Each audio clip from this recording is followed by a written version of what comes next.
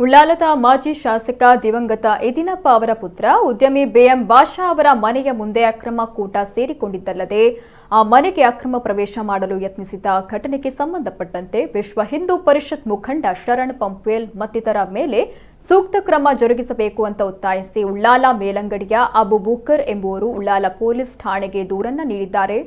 ಶರಣ್ ಪಂಪ್ವೇಲ್ ನೇತೃತ್ವದ ಬಜರಂಗ ದಳ ಕಾರ್ಯಕರ್ತರು ಆಗಸ್ಟ್ 11ರಂದು ಉದ್ಯಮಿ ಬಿಎಂ ಭಾಷಾರ ಮನೆಯ ಮುಂದೆ ಅಕ್ರಮ ಕೂಟ ಸೇರಿಸಿಕೊಂಡು ಒಂದು ಧರ್ಮವನ್ನ ಹೀಯಾಳಿಸಿ ಪ್ರಚೋದನಕಾರಿ ಘೋಷಣೆ ಕೂಗಿ ಮನೆಗೆ ನುಗ್ಗಲು ಯತ್ನ ಮಾಡಿದ್ರು.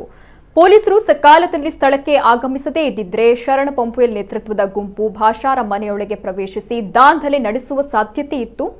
ಶಾಂತಿಯುತವಾಗಿದ್ದ ಉಳ್ಳಾಲ ಪರಿಸರದಲ್ಲಿ ಶಾಂತಿ ಕದಡಲು ಯತ್ನಿಸಿದ್ದ ಹಲವು ಕ್ರಿಮಿನಲ್ ಪ್ರಕರಣಗಳಲ್ಲಿ ಭಾಗಿಯಾಗಿದ್ದ ಶರಣ್ ಪಂಪ್ವೇಲ್ ಮತ್ತಿತರರ ಕಾರ್ಯಕರ್ತರನ್ನ ಬಂಧಿಸಿ ಕಠಿಣ ಕಾನೂನು ಕ್ರಮ ಜರುಗಿಸಬೇಕು ಅಂತ ಉಳ್ಳಾಲ ಪೊಲೀಸ್ ಠಾಣೆಗೆ ನೀಡಿದ ದೂರಿನಲ್ಲಿ ಅಬುಬೂಕರ್ ಆಗ್ರಹಿಸಿದ್ದಾರೆ.